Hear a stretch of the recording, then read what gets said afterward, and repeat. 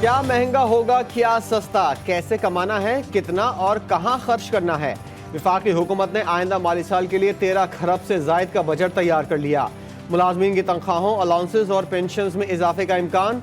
Tax हदा 9,200 अरब 700 अरब रुपए के नए टैक्स लगाने की तजवीज़। दिफाई अखराजात के लिए 1.7 ट्रिलियन से जायद रखने की तजवीज़। नॉन टैक्स आमदन 2.5 खरब रुपए मुख्तस करने का तखमीना। नए बजट में नॉन फाइलर्स के गिर्द घेरा तंग किया जाएगा। म्यूचुअल फंड्स और रियल इन्वेस्टमेंट ट्रस्ट पर 30% आयद करने। लग्जरी अशिया पर विद होल्डिंग टैक्स की शरह बढ़ाने की तजवीज़। माली साल 2023-24 का बजट आज पेश किया जाएगा।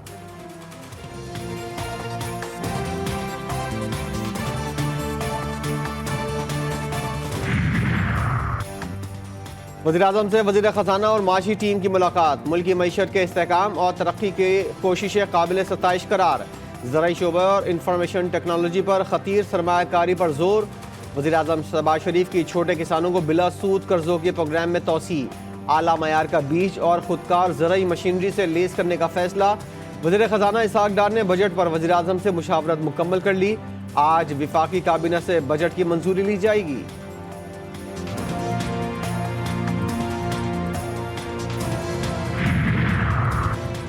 कौमी इक्तिसादी सर्वे 2022-23 जारी कर दिया गया। वज़ीर ख़ज़ाना सेनेटर इसहाक डार ने बताया, रवा माली साल माशी तरक्की की शरह 0.29% रही।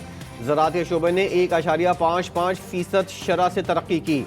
सनती शोबे की तरक्की -2.94% रही। खिदमात की शरह नमू 0.86% रही। सैलाब, आलमी कसाद बाजारी और सख्त इक्तिसादी फैसले शरह नमू में कमी का बाइस बने।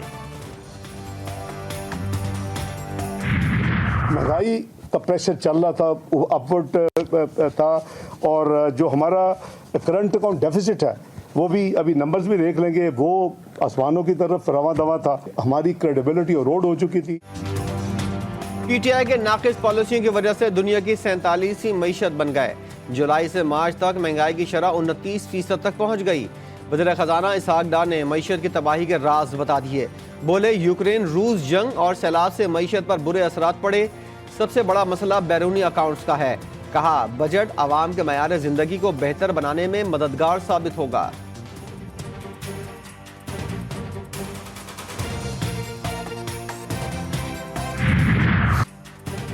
पाकिस्तान आबादी के लिहाज से दुनिया का 5वां बड़ा मुल्क। शरह खानदगी तकरीबन 63% तक पहुँच गई। मुल्क में 5,53,73,000 से ज़ायद तालिब इल्म हैं। स्कूल, कॉलेजेस और यूनिवर्सिटीज़ की तादाद 2,79,400 है, जिनमें 5,53,73,300 तालिब इल्म ज़ेर तालीम हैं। कौमी इक्तिसादी सर्वे के मुताबिक साल 2022-23 में तालीमी शोबे की कारकर्दगी मुस्बत रही।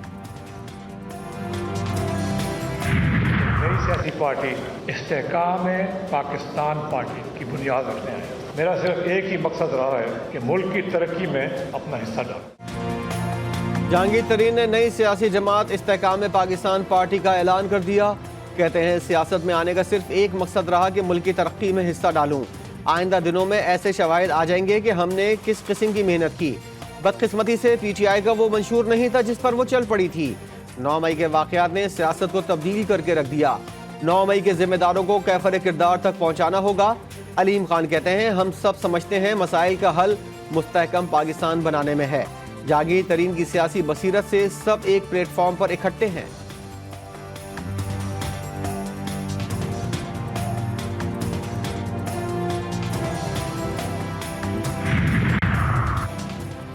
इस्तेहकाम पाकिस्तान पार्टी में इमरान इस्माइल, अली जैदी, फयाजुल हसन चौहान, फिरदौस हाजी कावान भी शामिल।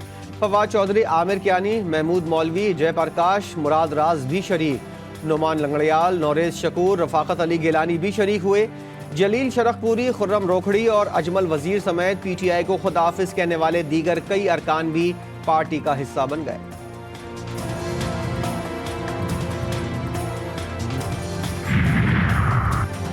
पुराने अंडों को नई टोकरी में डालने से इस्तेहकाम नहीं आएगा। आजमाए हुए लोग और पार्टियां बेहतरी नहीं ला सकती। अमीर जमात इस्लामी सिराजुल हक कहते हैं कि मुल्क पर मुसल्लत जालिम जागीरदार और करप्ट सरमायादार अमरीका के वफादार हैं। जमात इस्लामी ने कराची में अक्सरियत हासिल की। अक्सरियत को अक़लियत में बदला गया तो हुकूमत सिंध हालात की जिम्मेदार होगी।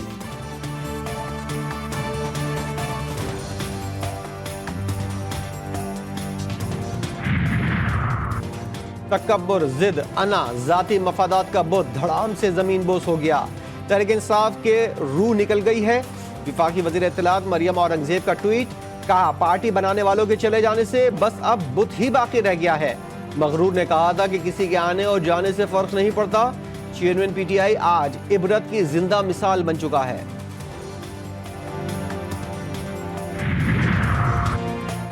तहरीक इंसाफ छोड़ने वाले कारकुन नए सियासी ग्रुप्स बनाने में मसरूफ। पंजाब में जहांगीर तरीन के बाद पख्तूनख्वा में परवेज खटक मुतहरिक। साबिक वज़ीर दिफा परवेज खटक का तहरीक इंसाफ से अलग होने वाले अरकान असेंबली से राब्ता। कुछ दिन में रहनुमाओं के हमरा आइंदा के लाहे अमल का ऐलान करेंगे।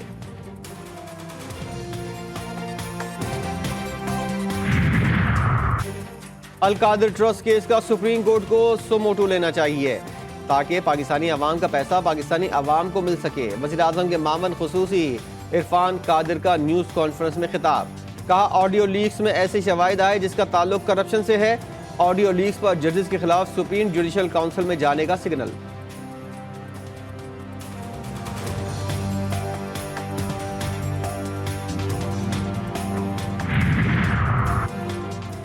पीपल्स पार्टी ने बाग आज़ाद कश्मीर का मैदान मार लिया। LA-15 बाग 2 के तमाम पोलिंग स्टेशन के गैर सरकारी गैर हतमी नताइज मौसूल। पीपल्स पार्टी के ज़ियाउल क़मर 25,755 वोट लेकर कामयाब। नून लीग के मुश्ताक मिन्हास ने 20,485 वोट हासिल किए, जिनमें इंतखाब में तहरीक इंसाफ का तीसरा नंबर रहा। आसिफ अली जरदारी और बिलावल भुट्टो की ज़ियाउल क़मर को मुबारकबाद। कराची में मेयरशिप की जंग उरूज पर। नून लीग ने पीपल्स पार्टी की गैर मशरूत हिमायत कर दी। नून लीग के रहनुमा मोहम्मद जुबैर कहते हैं मेयर कराची के लिए मुर्तज़ा वहाब को वोट देंगे। जमहूरियत के वसी तर मफाद में गैर मशरूत हिमायत का फैसला किया है।